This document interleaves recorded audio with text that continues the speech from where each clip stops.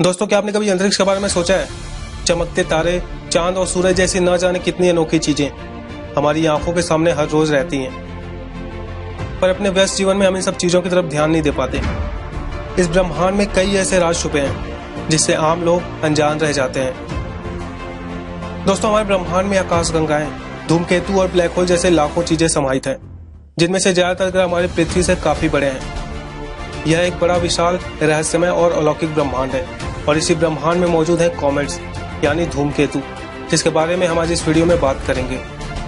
दोस्तों, कॉमेट यानी धूमकेतु जमे हुए गैस, पत्थर और धूल से बनी हुई एक गेंद की तरह है जो सूर्य के चक्कर लगा रही है।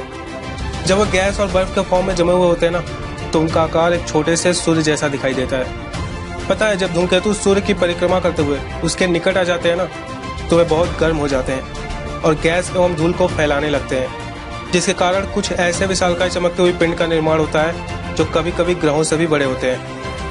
दोस्तों, कॉमेट्स का नाम ना उनके खोजकर्ताओं या किसी अंतरिक्ष यान के आधार पर रखा जाता है। क्या आपको पता है कि धूमकेतु के 4 भाग होते हैं? पहला भाग न्यूक्लियस होता है, जो बर्फ, गैस और धूल के मिश्रण से बना होता है। दूसरे चमकते हुए मध्य भाग को कोमा कहते हैं, जो पानी, कार्बन डाइऑक्साइड और दूसरे गैसों से मिलकर बना होता है। तीसरा भाग डस्ट कहलाता है और चौथा भाग आयन टेल कहलाता है, जो कि सूर्य के संपर्क में आने पर ही बनता है। दोस्तों, यह भाग एक पूंछ की तरह दिखती है जो प्लाज्मा और किरणों से भरी होती है। धूमकेतु जब सूर्य के नजदीक होते हैं ना, तो उन पर जमी हुई बर्फ और गैसें पिघल जाती हैं और फिर इनका सिर एक चमकते हुए तारे जैसा नजर आता है और पूंछ जलती हुई नजर आती है।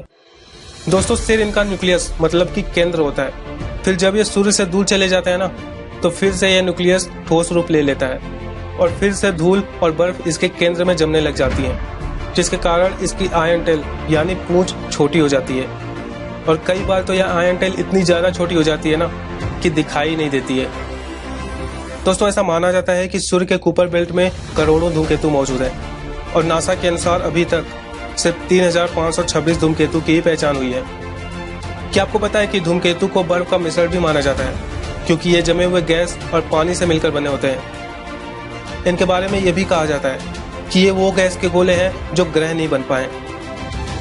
दोस्तों, धूमकेतु को सूर्य की एक परिक्रमा करने में हजारों और कभी कभी लाखों वर्ष लग जाते हैं। हालांकि कुछ धूमकेतु ऐसे भी हैं जिन्हें सिर्फ सैकड़ों वर्ष लगते हैं और इनका आकार कुछ किलोमीटर से लेकर चंद्रमा के आकार तक का हो सकता है। दोस्तों, वैज्ञानिकों का ऐसा मानना है कि 6.5 करोड़ साल पहले पृथ्वी से डायनासोर समेत 70% जीव जंतुओं का सफाया करने वाला आकाशीय पिंड धूमकेतु ही था, जिसने धरती पर बड़े बड़े जीव जंतुओं का सफाया कर दिया था।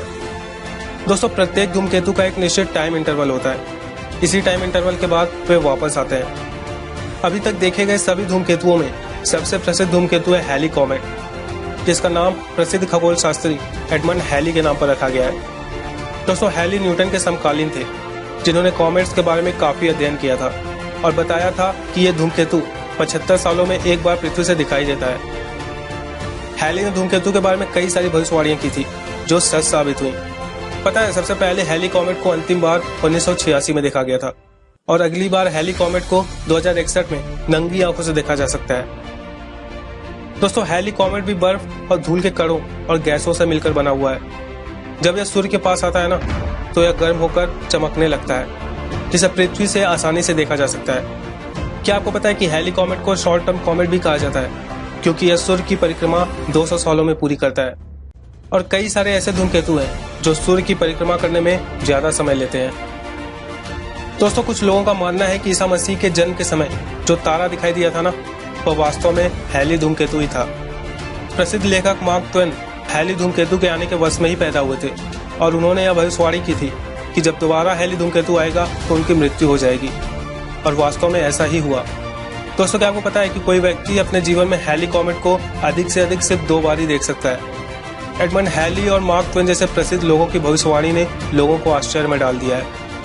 कई सारे लोगों को साल 2061 में उस दिन का इंतजार है जब फिर से यह हैली कॉमेट आसमान में दिखाई देगा, क्योंकि कई सारे लोग इसे दोबारा देख रहे होंगे, लेकिन बहुत सारे ऐसे लोग भी होंगे जो इसे पहली बार देखने के लिए काफी उत्साहित होंगे। दोस्तों, अगर वीडियो अच्छी लगी हो तो वीडियो को जरूर लाइक करें।